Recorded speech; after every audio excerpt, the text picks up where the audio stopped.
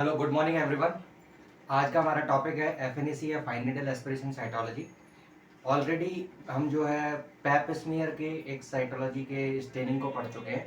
आज हमारे को एफएनएसी और उसके इम्पोर्टेंस के बारे में देखना है कि एफएनएसी टेस्ट क्या है और इसका क्या इम्पोर्टेंस है और ये बायोप्सी से कैसे अलग है। ठीक है, तो मेनली अगर हम बोलें तो बायोप्सी जो है वो एक एफएनएसी के टेस्ट कराने के बाद जो है प्रेफर किया जाता है। पहले पर्सन को हम कोशिश करते हैं कि एफएनएसी करके और आप जो है उसको बिनाइन और मैलिग्नेंट कंडीशंस को ऑब्जर्व कर लें। अगर हमारे को उस पर्टिकुलर टिश्यू में मैलिग्नेंसी लगती है तो हमारे को फर्दर क्या करना होगा, उसको बायोप्सी के थ्रू ट्रीट करना होगा। ठीक है, अगर मैलिग्नेंसी की कंडीशन है पूरी क्लियर नहीं हो पा रही एफएनएसी से तो फिर आप उसको जो है फर्दर बायोप्सी के ऊपर वो करेंगे। ठीक है, तो मेनली अपन पहले एफएनएसी के बारे में देखते हैं। एफएनएसी क्या होता है? देखिए, एफएनएसी क्या है? बेसिकली एक फाइन का बेसिक मीन है कि आपको एक बहुत ही पतली निडल इस्तेमाल करनी है। ठीक है,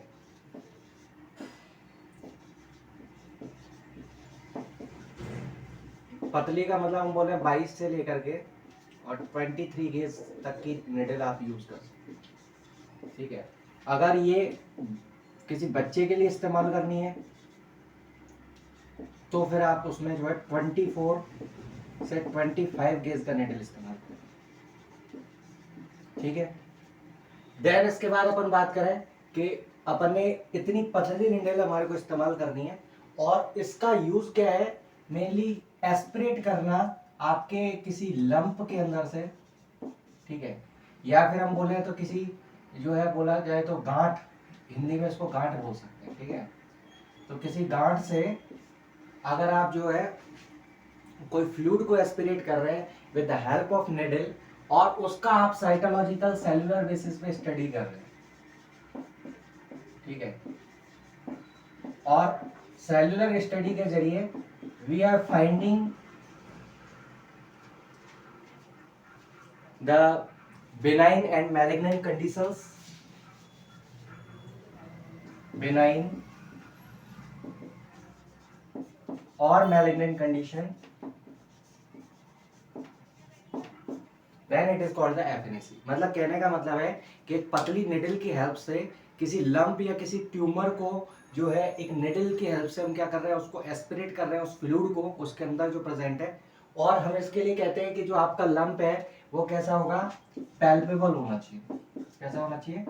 पैल्पेबल, यानी कि जिसको आप क्या करो, थंब और इंडेक्स फिंगर की हेल्प से क्या कर सको, उसको फील करके देख सको। आपको उभार जैसा ये क्या होता है आपके जस्ट बिलो द स्किन। ठीक है, हम क्या बोलते हैं कि जस्ट जो है स्किन के नीचे सुपरफिशियली आपको ये लेजन प्रेजेंट होगा। ठीक है, हम ये कह सकते हैं just below the skin in the superficial layer. ठीक है, सुपरफिशियल लेयर। और इसके द्वारा हम क्या कर रहे हैं कि उस लंप से जो है निडल की हेल्प से क्या कर रहे हैं, बिनाइन और मैलिग्नेंट कंडीशंस को साइटोलॉजिकल एग्जामिनेशन के जरिए फाइंड आउट कर रहे हैं। ठीक है, इसके अंदर हमारे को एफएनएसी के अंदर सबसे पहले प्रोसीजर करने से पहले हमारे को पेशेंट की हिस्ट्री लेना जरूरी है। पेशेंट के अंदर जो है कोई पहले उसने सर्जरी करवा रखी है या फिर कोई मेडिकेशन चल रहा है या किसी भी टाइप की कोई अदर जो है उसके इन्फेक्शन या कोई पहले से कोई डायग्नोसिस अगर बना रखा है तो उस चीज की, यानी कि हमारे को क्या है कि अगर प्री प्रोसीजर की बात करें तो हमारे को मेनली पेशेंट की हिस्ट्री लेनी है।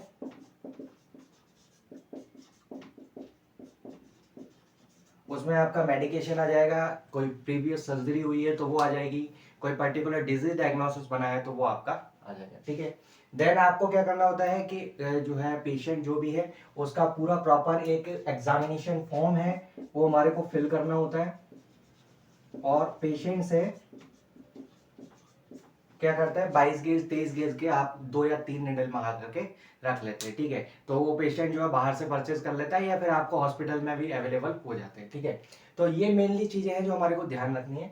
देन इसके बाद प्रोसीजर के अंदर हमें क्या करना होता है कि जिस भी जगह का लेजन है, मेनली हमारे जो है इसमें एफएनएसी किन किन रीजन में की जाती है, तो मैं कह सकता हूँ कि ये जो है आपके नेक रीजन में, मेनली जो आपके आर्मपिट और जो है नेक के अंदर, ठीक है, आर्मपिट और नेक के अंदर पाए जाने वाले आपके जो लिम्फ नोड होते हैं, ठीक है, उनके अंदर, या फिर आपका थायराइड के अंदर, या फिर आपके ब्रेस्ट के अंदर पाए जाने वाले किसी benign malignant lesion like fibroadenoma is a benign tumour. तो अगर किसी फीमेल के ब्रेस्ट के अंदर अगर बिनाइन ट्यूमर है फाइब्रोएडिनोमा, तो उसको भी डिटेक्ट करने के लिए पहले आप एफएनएसी का प्रोसीजर करवा सकते हैं। अगर उसमें हमारे को सस्पेक्टेड मैलिग्नेंसी जैसा दिखता है, अगर वो डक्टल कार्सिनोमा या लोबुलर कार्सिनोमा काइंड ऑफ कोई कार्सिनोमा है, तो आप उसको जो है बायोप्सी के थ्रू जो है उस टिश्यू को रिमूव करके और एग्जामिनेशन के लिए भेज सकते हैं, ठीक है। इसके अलावा मेनली जो है आपके जितने भी लिम्फ नोड्स हैं उनके अंदर जो है किया जाता है, और जनरली अपन जो है नेक और आर्मपिट वाले रीजन में लिम्फ नोड ज्यादा होते हैं, या फिर अपन बोल सकते हैं ग्रॉन एरिया के अंदर, ठीक है, वहां पर भी लिम्फ नोड का नंबर ज्यादा होता है। तो इन रीजन में थायराइड, इसके अलावा ब्रेस्ट, इसके अलावा आपके जो है यूएसजी गाइडेड जो है आपके एफएनएसी भी की जाती है। यूएसजी गाइडेड एफएनएसी के अंदर जिसका लिजन हमारे को एक्सटर्नली फील नहीं हो पा रहा, और हम जो है उसको जो है यूएसजी के जरिए क्या कर रहे हैं, एफएनएसी करवा रहे हैं, तो वो जो है प्रोसीजर किए जा सकते हैं, ठीक है। अब इसके अंदर हमारे को क्या ध्यान रखना है कि एफएनएसी करने के प्रोसीजर में क्या करना होता है। ये तो बात हुई प्री प्रोसीजर की, देन अपन बात करें प्रोसीजर की, ठीक है, कि प्रोसीजर में हमें क्या करना होता है। तो प्रोसीजर में हम पेशेंट को एक जो है रेस्टिंग स्टेज में आप जो है उसको किसी चेयर पर बिठा देते हैं, और उसके बाद जो है उसको एक कंफर्ट जोन में जो है लाने की कोशिश करते हैं, ताकि पर्सन जो है वो हेक्टिक ना हो, उसको एंजाइटी ना हो, और उसको जो भी प्रोसीजर आप करने वाले हैं उसको पहले आप एक्सप्लेन कर दें कि ये प्रोसीजर आपके जो है परफॉर्म किया जाएगा, तो आप जो है उसके लिए थोड़ा सा प्रिपेयर हैं, ठीक है।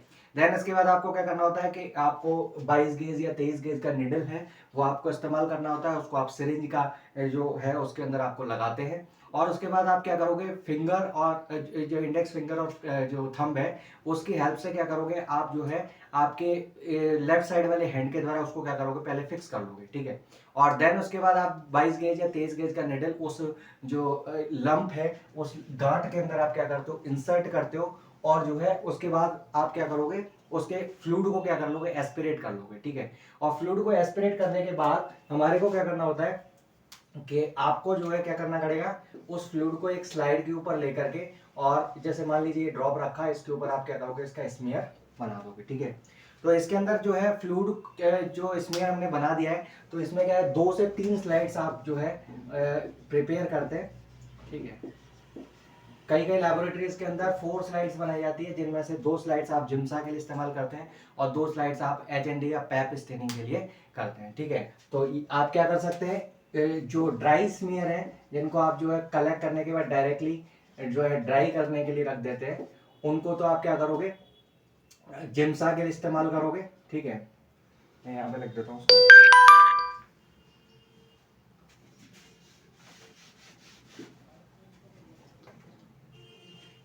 4 स्लाइड्स अगर हमने लिए, तो इसमें एयर ड्राई वाली स्लाइड है, उनको आप क्या करोगे, जिम्सा के लिए यूज करोगे, और जो 95% अल्कोहल के अंदर हमने लिए उनको आप जो है एचएनडी स्टेनिंग के लिए इस्तेमाल करोगे, ठीक है। अगर कुछ स्पेसिफिक डिटेल आपको देखनी है तो उसके लिए आप क्या करोगे कि स्पेसिफिक डिटेल के लिए आप जो है मेनली जो है पैप स्टेनिंग भी करके देख सकते हैं, ठीक है। आइए देखते हैं इसके रिजल्ट के बारे में कि एफएनएसी का रिजल्ट जो है वो किस तरीके से आइडेंटिफाई किया जाता है।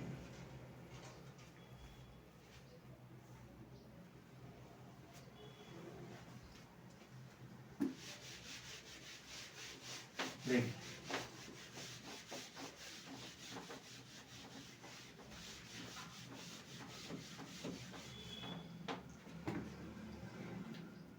अगर रिजल्ट के लिए बात करूं इसकी, तो रिजल्ट में 3 कंडीशन हो सकती है, या तो बिनाइन कंडीशन होगी, ठीक है, या फिर होगी हम बोलेंगे सस्पिशियस कंडीशन, ठीक है, सस्पिशियस, और या फिर आपकी जो है क्या हो सकती है, मैलिग्नेंट कंडीशन, ठीक है। बेनाइन कंडीशन के अंदर जो भी सेल्स होंगी वो आपको पूरी तरीके से नॉर्मल मिलेगी, यहां पर आपको एबनॉर्मल सेल देखने को मिल सकती है, but you are not confirmed that it is a benign condition or malignant, and you should want to repeat the test and further cross check, ठीक है। एंड मैलिग्नेंट कंडीशन के अंदर आपको एबनॉर्मल सेल्स का नंबर काफी ज्यादा देखने को मिलेगा, और वी कैन कंफर्म इट कि it is a malignant cancer, ठीक है। तो आपको अगर मैलिग्नेंसी उसमें दिख रही है तो आप जो उसको इजीली आइडेंटिफाई कर सकते हैं। इनमें मैलिग्नेंसी के जो केसेस हैं इनके अंदर आप जो है कई सारे चेंजेस देखने को मिलते हैं। मैंने एक वीडियो बिनाइन और मैलिग्नेंट ट्यूमर के बीच में जो डिफरेंसेस होते हैं उनके ऊपर बना रखा है। इसके अलावा साथ ही साथ जो आपके कैंसर के अंदर होने वाले जो सेल्स के अंदर changes like hypertrophy, hyperplasia, metaplasia, dysplasia, ये सारी जो डिजीज है, मतलब आपके जो चेंजेस है उनके लिए भी मैंने एक वीडियो प्रिपेयर कर रखा है, ठीक है। तो आप लोग उस वीडियो को देख सकते हैं, मैंने आई बटन में लिंक दे दिया है, ठीक है। तो ये आपका एक एफएनएसी था। इसमें आप जो है सिरिंज को जब इस्तेमाल करते हैं तो इसके लिए आप इसमें सिरिंज होल्डर का भी इस्तेमाल कर सकते हैं, ठीक है। सिरिंज होल्डर का भी इस्तेमाल कर सकते हैं, इससे आपको एफएनएसी करना थोड़ा सा आसान हो जाता है, ठीक है।